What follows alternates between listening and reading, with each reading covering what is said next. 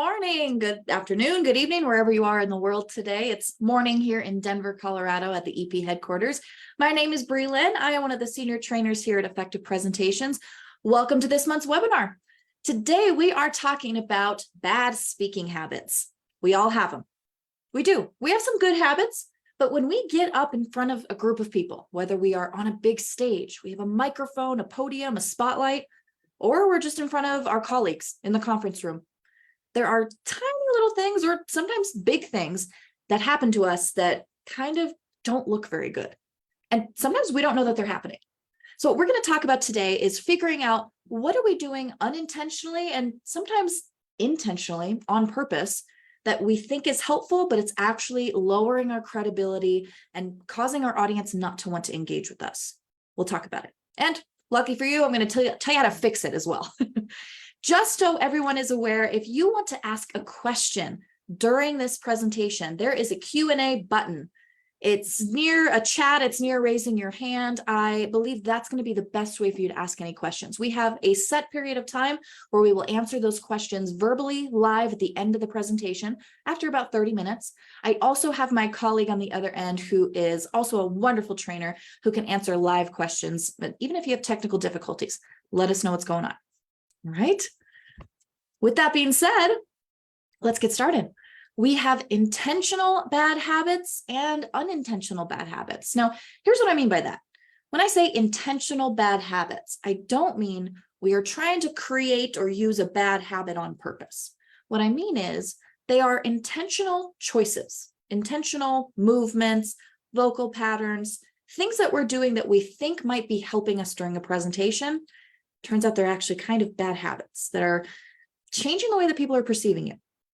That's what we're going to start with, is those intentional movements, vocal patterns, etc., that tend to make us stand out in a bad way. Ready? Let's get going. There are three major categories I like to cover when we're talking about these types of bad habits. One thing we tend to do is make ourselves smaller. A lot of different ways that we do that, vocally, physically, and mentally, honestly. We'll go over a couple of those. We also tend to hide ourselves away, again, in a lot of different ways, physically, figuratively, and literally. Are we hiding behind something? Are we folding our hands and making ourselves look smaller? Those two really go together. But are you also hiding behind PowerPoint slides? Are you also hiding behind your content? We'll talk about it.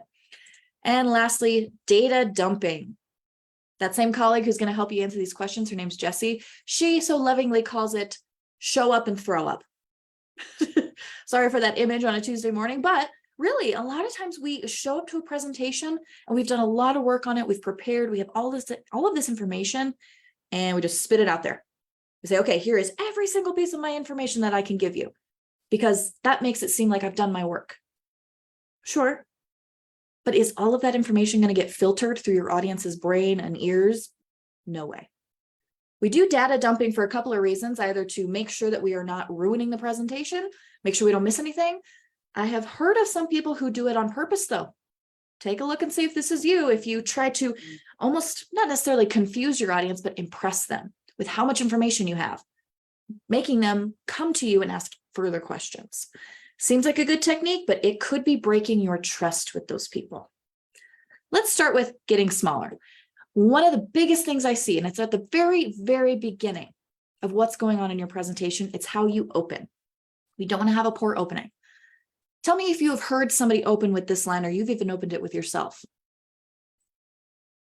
Hey, everyone, just bear with me. I know it's a Monday morning. I know it's a Friday afternoon. Just bear with me with this presentation. And we have a lot of other examples. Hey guys, I just got this presentation on my desk. I haven't really had time to prepare, so just bear with me for a moment. Or this is only going to take a couple of minutes. It's only take a moment. Or you know what, guys, let's get this over with. I know you want to get out of here. This is verbally making you smaller. This is you hiding away from actually wanting to take up those people's time. We tend to apologize if we feel bad about giving the presentation. Don't do that. Because what you're doing when you're saying, just bear with me, this will only take a second, you're essentially saying, I know you don't want to be here. Guess what? I don't either. Then why are we here? If you show up and you make yourself large and in charge and you make sure that people understand and feel that you are exactly where you want to be, you're doing exactly what you want to do, they'll listen. And that late Friday afternoon meeting is a little bit more exciting. That early Monday morning meeting is a lot more exciting, or at least a little bit. Don't make yourself so small with the word choices that you use trying to apologize in advance. You have nothing to apologize for. Speaking of getting smaller and trying to hide behind some things, here's a very literal example of people hiding behind things. My little cartoon guy here, we don't always hide behind a podium that covers our face. However, we really like standing in front of those podiums, right? Or sitting so we have a table in front of us, doing something that can essentially block us from our audience. Feels like a safety feature, right? But we have to make sure that that blockade is not causing the audience to mistrust us. I want to talk about that. When you are blocking any part of yourself from your audience, whether it's virtual or in person, but especially in person, it's harder for your audience to trust you. Now, virtually, I'm not going to be able to stand up and show you all of me. You get about this much. But notice how I've set up my camera so you can see quite a bit. I'm moving my gestures around. I'm zoomed out so you can really see what it might be like if you were in the room with me, if I was presenting to the masses. This is because there's something in the back of our brain. If we see someone fully exposed in the best way, that lets us know I can make an assessment and choose if I am safe in this environment or not. It's a biological thing, but if you step away from that podium, that's going to help people trust you more. I'm going to talk about what that looks like, but one more thing we like to hide behind is all of our content. Talking really fast and making sure everything happens all at once. Hey, everybody, I just want to make sure that you know that I'm here today to talk about X, Y, and Z. And we throw in all of our data. We talk about how this information is coming from X, Y, and Z. This project has been going on for quite some time. And I know everyone involved is very thankful. We have a 48% increase rate by the end of 2024. The 22 progress rate was just as high, and we land on, any questions? Yeah, I have a couple questions. What? And in that moment, your audience says, you know what? No, I don't have any questions because I'm not sure what just happened. And if you're doing that, hiding behind a wall of text and hiding behind your podium, people won't trust you, people won't hear you, and people won't think you're a good speaker. They might even think you're a bad one. We don't want that. How do we fix that? Step away from that podium and try and start with something a little bit more intriguing. No apologies. How can you summarize what you were about to talk about? My little guy right here, he's got a nice smile on. He says, would it surprise you to know that we are projected to increase our sales by over 100% next fiscal year? Ooh, that's going to get my audience to pay attention. And he's standing in front of us, open posture, ready to absorb whatever our audience is going to throw at us. That's what makes a good speaker. Switch that one bad habit. That's another version of data dumping where you're just kind of talking as fast as possible. Here's a real version of data dumping, though. You quite literally dump all of your data onto your slide deck. I have seen so many presentations, and you might be guilty of this yourself, where we do have statistics, we do have data points, we do have projections that we must show in our presentations. I'm not saying don't do that. What I am saying is, if you have more than one chart, graph, image, list of data points, why are you cramming them all into one slide? Just because you copy paste and you go, okay, good, I did it. Nope, that is information overload. A slide like this is almost impossible to read. I can generally see some trends, but I'm going to have to really dig in and figure out what's going on. We don't want to overload your audience that way. So instead, put each chart on its own slide. Talk about it very briefly. And notice on these slides, I'm still adding some text to help me get some information as I present this. I recommend using a couple of bullet points. If you've seen webinars I've done before, if you've been in one of our trainings, you know that I love to use icons, PowerPoint icons as the bullet point. The little box and the little measuring tape, that's what I use for my bullet points to add extra imagery to get people to understand. Now, that's a whole nother topic. But you can continue to rather quickly move through these slides so that people can see each category, see each line, get a couple pieces of extra information, and move forward through the data without it being too much of an information overload. Now I want to look at this chart. This is a very unique style. I grabbed this chart from PowerPoint where you can create your own or insert your own data and it creates a chart for you. Smart art, graphs. PowerPoint is really incredible when it comes to displaying your data. However, I still think that this graph in particular has a lot of information, even on its own. So how can we take a chart or a piece of data or even spreadsheets? If we have to display those, how do we make it so that we are not hiding behind all of our information or making it seem like that, or dumping too much information and expecting people to absorb it? Take a chart like this and look at the colors. Look at the sides of the presentation. Where can you fill in some space in a timely manner? Here's what I mean. If I was presenting this chart, I would start with saying, everyone look at the blue section on the right. The arrows are pointing to X, Y, and Z. This is me starting to explain each section one at a time. You can do this with your bar graphs, talk about the tallest bar or the green bars and the yellow bars. You're going to use your visual words and you're going to add some more visuals. Here, I would maybe move over and tell my audience, look at the green part. We're going to talk about some extra details I want you to take away from this. And this part of the yellow section, these 3 leaves, this is X, Y, and Z. This is how you can let the PowerPoint follow you, rather than you feeling like you have to follow along or chase after where the PowerPoint slides are going. Great way to make sure you're not data dumping. Now, data dumping, showing up and throwing up, sometimes it's a safety feature we use to look impressive or to just make sure that we didn't miss anything. But a lot of the time, it gets us stuck in this pattern of using too much technical information or jargon, really detailed words. Here's a fun little comic for you. We need some new jargon. The public is starting to understand what we're talking about. I'm sure you can think of a couple industries that tend to do that. Let's talk about jargon. Let's talk about these words and phrases and acronyms that we tend to use to not only look impressive, but to show that we know what we're talking about. Not every audience member fully understands that. We'll talk about how to analyze your audience to decide that or not, but no matter who you're talking to, even if you have your top executive in your presentation, it's okay to summarize sometimes. Here's a very simple example. I've heard someone say this in a presentation before. Everybody, we must interactively facilitate a dynamic innovation for successful business practices. Again, what? I could sit down and that sounds impressive. What does it really mean though? Why don't we just say, guys, we got to work together. Just because you said it in that first way does not make you smarter than the guy who said it this way. In fact, I think that people who can summarize and clarify things quickly and simply have the highest IQs. Don't have any research behind it, but it makes it simpler to understand. Simpler to understand does not equate to simpler information. You can take very detailed and intricate information and still simplify it to make it listenable, readable, and understandable. That's the goal. Break some of these intentional habits that tend to make you look like not the best speaker. Now I want to move into some of our unintentional movements.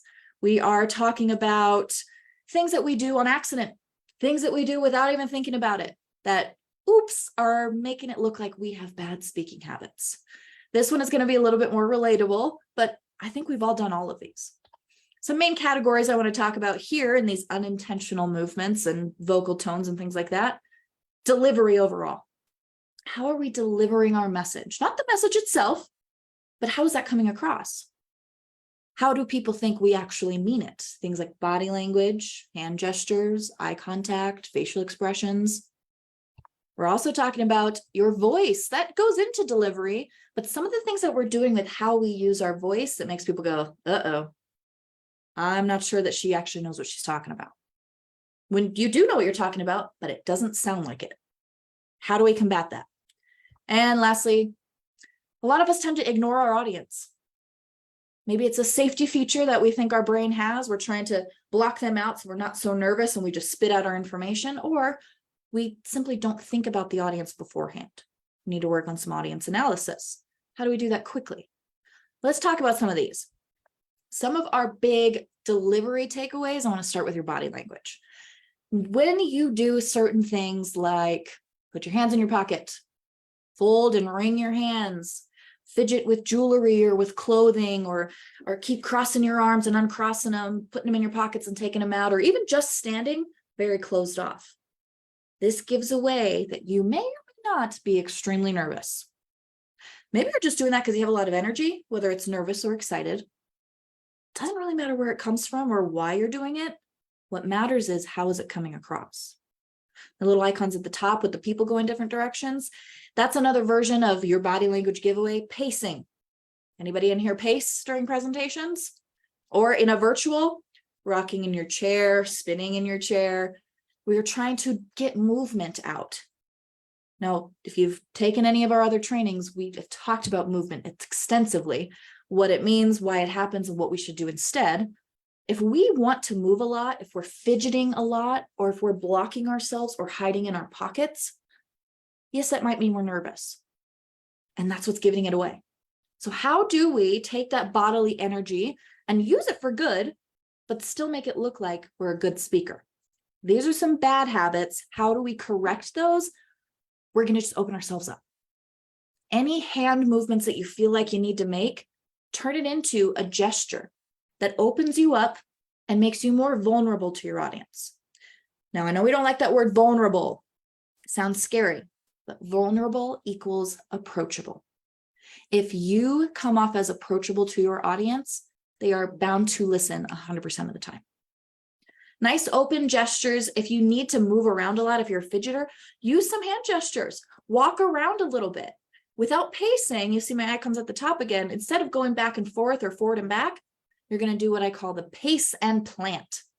You directionally and you deliberately walk in one direction and plant your feet.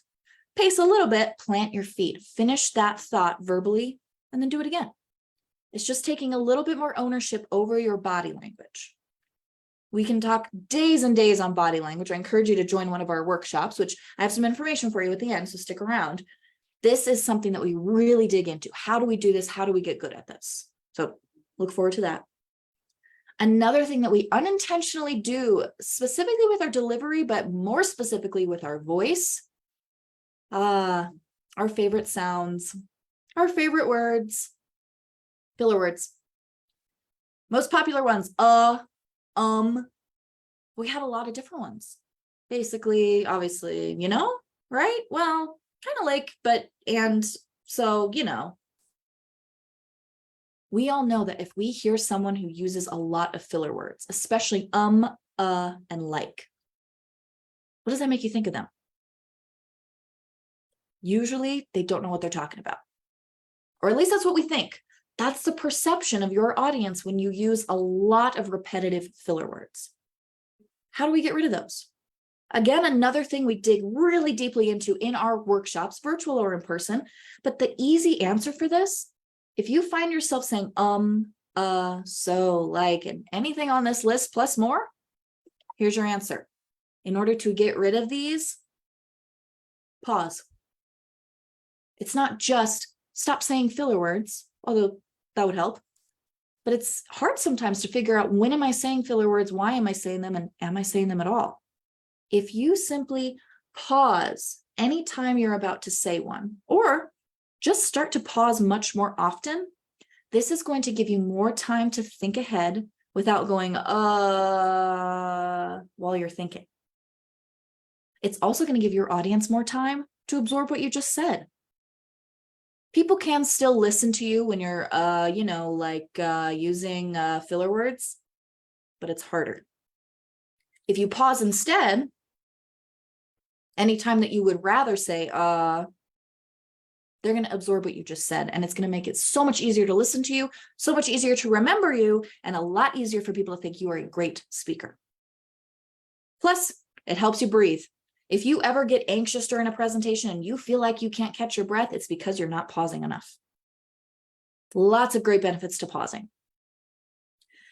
Talking about your voice again, there are a couple other unintentional things that we all tend to do sometimes. Here's a popular one, upspeak. Have you heard of that? Upspeak or uptick or uptone. This is where everything sounds like a question. Hi, my name is Breelyn. I work for Effective Presentations. I live in Denver, Colorado. I've been working here for about 4 years. Do you hear how my tone goes up at the end of my sentences? Sounds like a question. Which questions should have that upward tick? What's your favorite color? Where are you from? My name is Breelyn. Is it? How do we fix that? I'll tell you in a minute, but we have to first realize that we're doing it. I'll come back to this, but another mistake that we are unintentionally making sometimes, we are monotone. We sound like a robot. Everything ends up being in the same pitch. We've all had a boss or a professor or a mentor who talks like this. It kind of sounds like I'm just giving you information as it rolls off of my tongue, and I'm not really adding any energy to it. And I'm not even really speaking that fast right now, but it sounds like I'm talking really fast because everything is the same tone and it really mushes everything together in your brain. Whew, we hate that. It makes it so hard to listen to, and we immediately check out.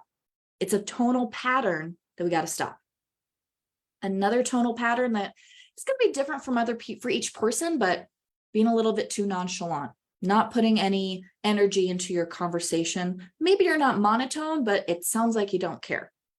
Saying things like, well, guys, looks like Q2 is going to be a lot better than Q1. Obviously, we all know that Q3, we have better projections for it. I'm moving my pitch around, but it's in a very nonchalant way. It's not very good. How do we fix all these things? In your upspeak, if that is a pattern that you follow, we need to work on a downward inflection.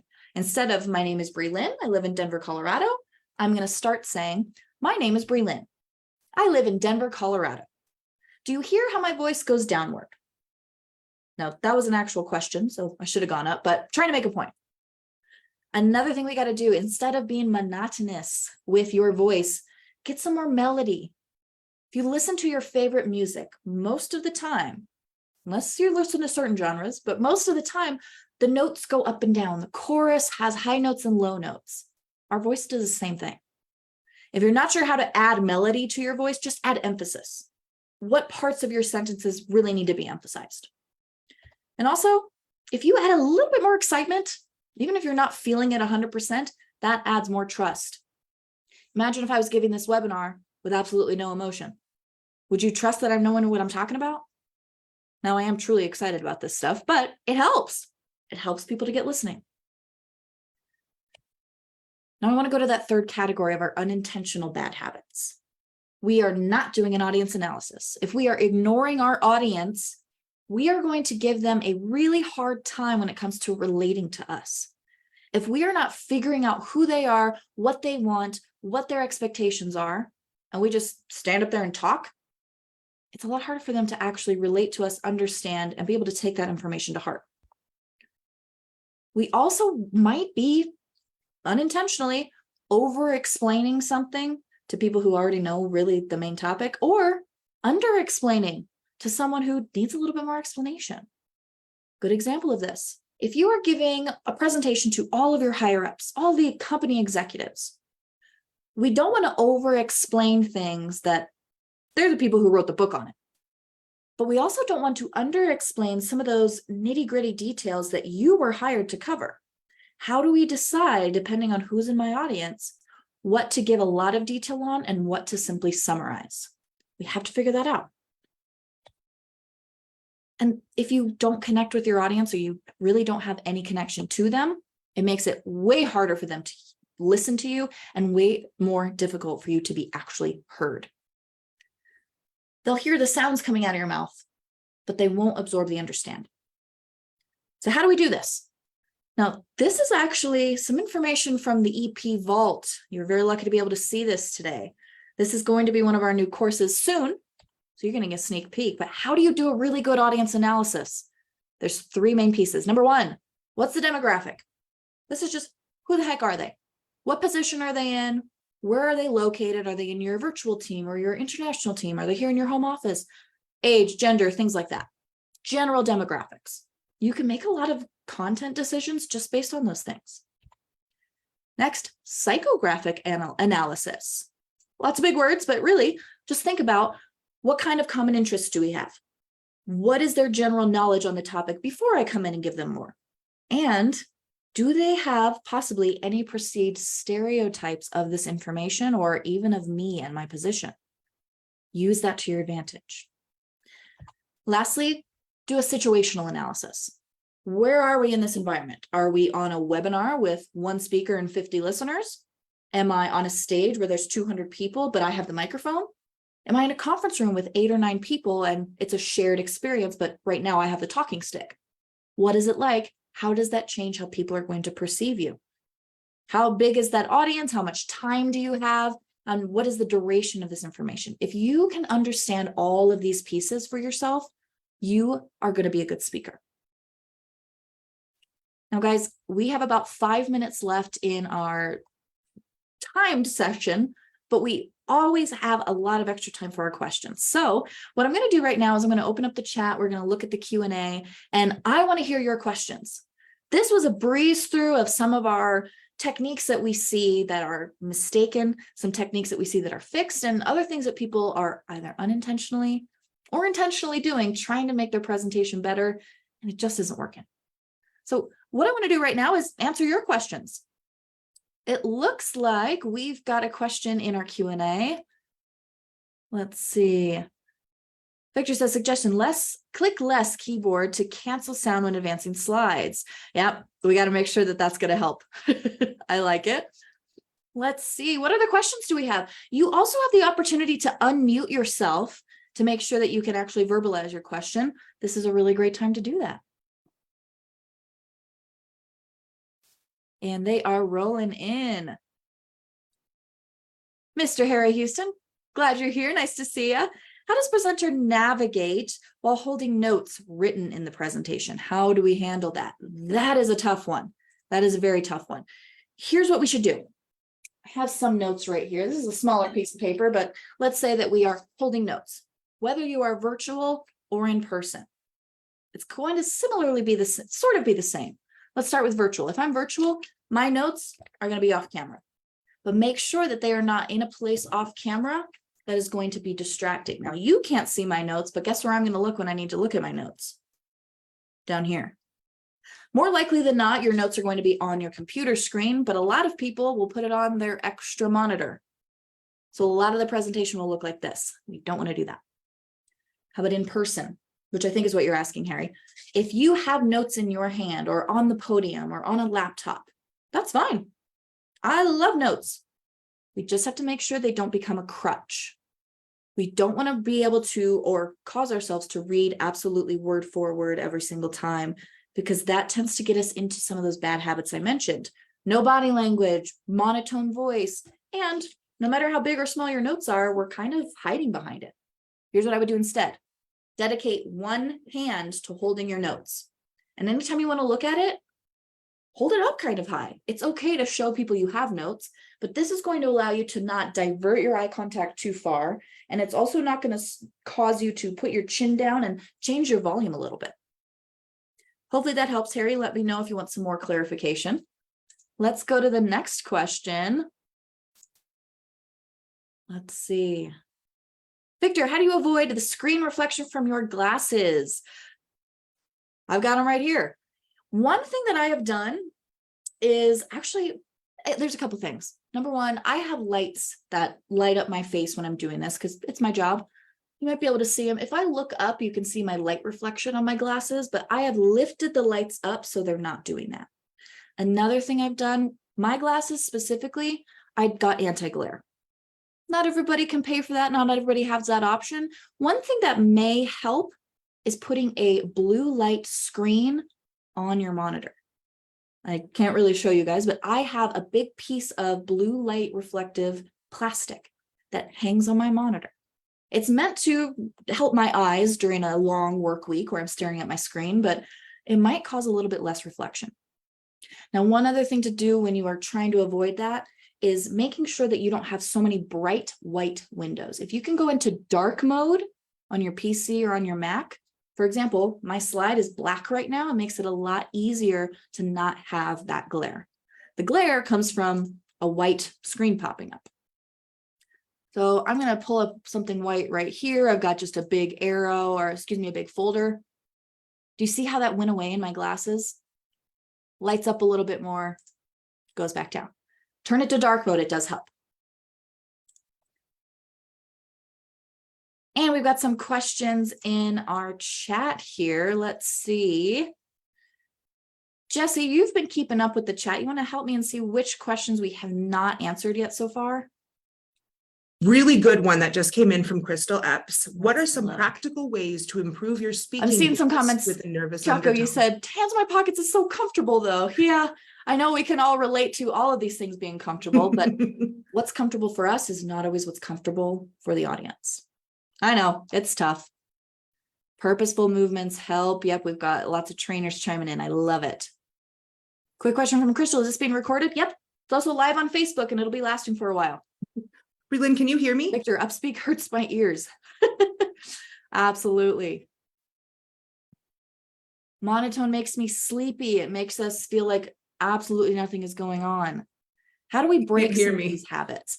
I went through a couple of these really quick fixes, but Jaco, I would recommend looking on our website, checking out a workshop, but also if anybody tends to or wants to get one of our client portal logins, anybody can do it for free. We are slowly adding some information on there to help you learn these things, but a good habit to break, or a good way to break a habit, excuse me, is to listen to other people who are using these bad habits. Think to yourself very consciously, where is that going wrong? And then figure out how to put it on yourself. Victor also asked, do you recommend reviewing videos of your presentation? I think watching it with the sound off could point out body language issues. Also, just listening could point out any crutch words. Yes. Yes. And again, if anybody on here has taken a workshop from us, that's our bread and butter. We record you and then we watch it back immediately. Immediately. And then we also send it to you so you can watch it on mute, so you can watch it with the sound on, so you can really point out those things. The way we see ourselves in a mirror is completely different than a pre-recorded video. Absolutely. Julie, you are asking, when we ask our audience questions, start with who, what, when, where, and why, so they have to answer with more than a yes or no. Ooh, yeah, I like that. Who has the next question? What questions do you have? When in my presentation did you need a question answered? When you say, do you have any questions? Your audience has the option to say, no. Let them answer, or excuse me, let them ask so that you can answer. Victor, you say, do you write your notes in full sentences or bullet points? I find writing in bullet points creates a conversational voice. Yes. Anytime you write your notes in full-on sentences with grammatically correct punctuation, you're going to get monotone because you're just reading. Unless you are a brilliant out loud reader, talking about my parents who have to read children's books all the time. No, I do not like green eggs and ham. It's really hard to do that in a monotone voice. But if you're looking at bullet points, you are reminded of the topic you want to talk about, and you're able to have a more conversational voice with it. Absolutely. Very nice. Are speaking coaches more effective in helping to become a better speaker? Do you think that this is something we can improve on with our own practice? A coach like me or any of my other colleagues that have been in the chat today absolutely will help. Really, it's just a path of how quickly you want to get to a successful point in your speaking career or your speaking skills. Having a coach will help you to point out things very quickly and obviously, but practicing on your own, being able to watch video recordings and pointing out, that could have looked better. That could have sounded better. You can absolutely do it on your own. Graciela, do you have a recommended microphone to improve your virtual meetings? Yeah, I'm using a Yeti Blue microphone right now. Let me show you the difference. Right now, I'm connected to a Yeti Blue microphone meant for podcasting and picking up the human voice. I'm going to switch to the microphone that's just in my webcam. There we go. I switched my microphone. Do you hear the difference? You can still hear me, but the quality has gone down. Now imagine if I was not in a small carpeted office, if I was in one that had wood floor or laminate flooring, echoey. If I switch it back, now I'm on my Blue Yeti microphone yet again. This one is about $100, $150, depending on the size. You don't have to spend that much. In fact, in my home office, I just bought one on Amazon that was $35. A little bit lower quality than this one, but definitely higher quality than whatever is in my webcam. Good question. Let's see. What are some practical ways to improve your speaking voice with a nervous undertone? Fake it. I'm kidding. A little bit. But Crystal, if you have a nervous undertone, it's probably because you are nervous. But have you ever heard of the power stance or the Superman pose. That's a body language version of kind of tricking your brain into thinking that you are powerful and you are ready and you are not nervous. You can try that. Do the same thing with your voice. What I used to do in the past, because I used to be a very, very nervous speaker, believe it or not, and that's why I'm here today. What I would do is in my drive over to the office or to my presentation, or if I went down into the lower level of the building before I went up, I would speak in a newscaster voice is what I would call it. This is what it would sound like, kind of cheesy, kind of silly, but it tricked my brain into feeling more confident. And therefore my voice, I would say, "Good morning, everybody. Today we are going to talk about my presentation."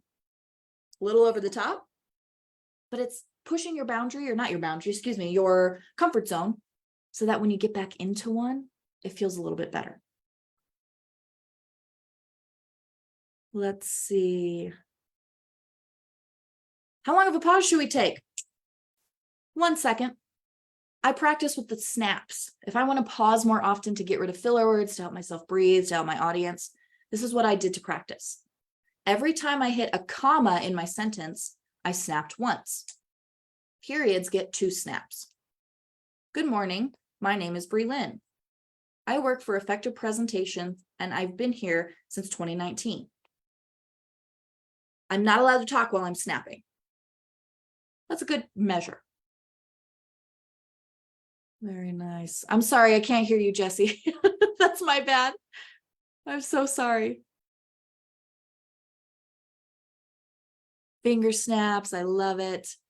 Victor, I say if you're not nervous, then you don't care. Expect nerves and use that energy for your projection and your quality of speaking. Using icebreakers gives you the opportunity to relax. I love that. What a great addition to this conversation.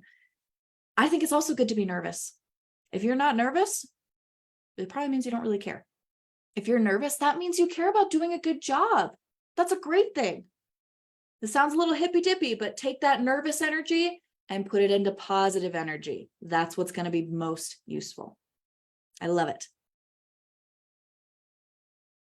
Lisa, I find myself speaking in circles because I'll share examples during my presentation. How do I get away from doing that when speaking?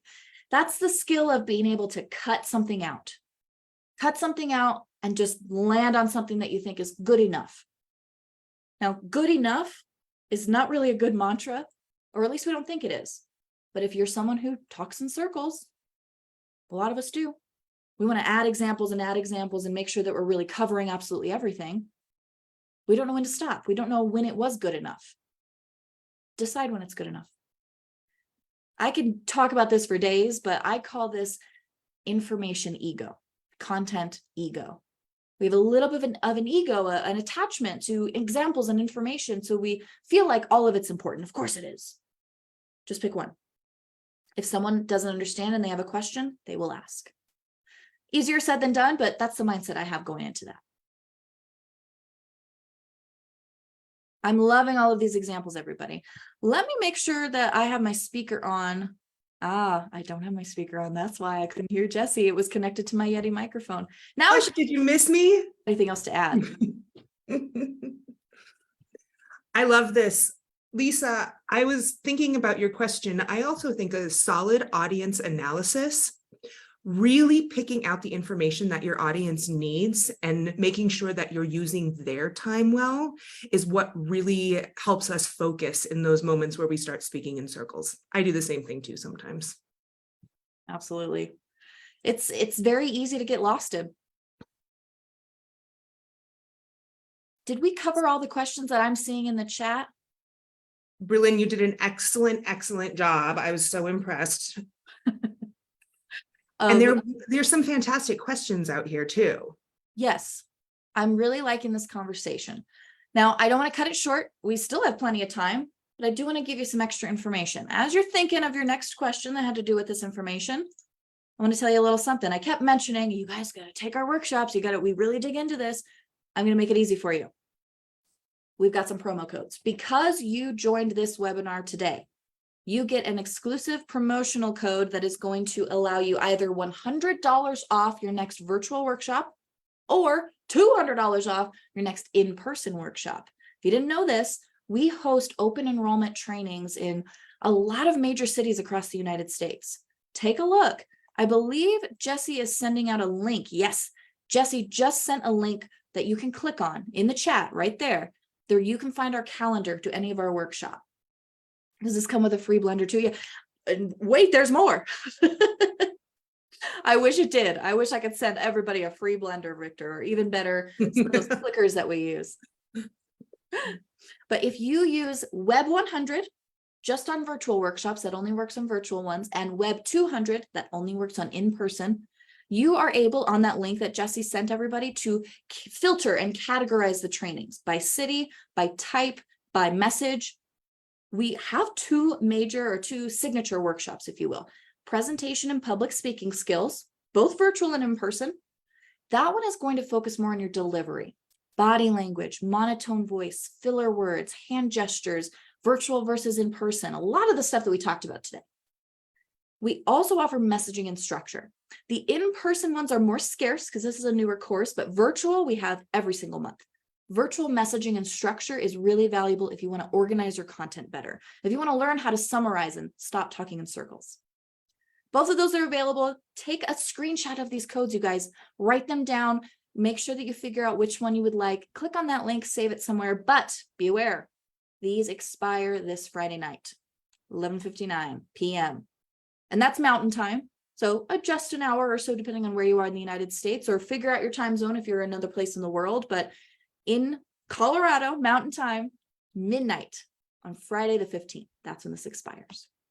Victor had a really great suggestion. If you click on Control and then A, it will copy all of the chat and you can put it in a Word document so you have it all in one place as well. Ooh, I like that. You can review all these questions and answers later on.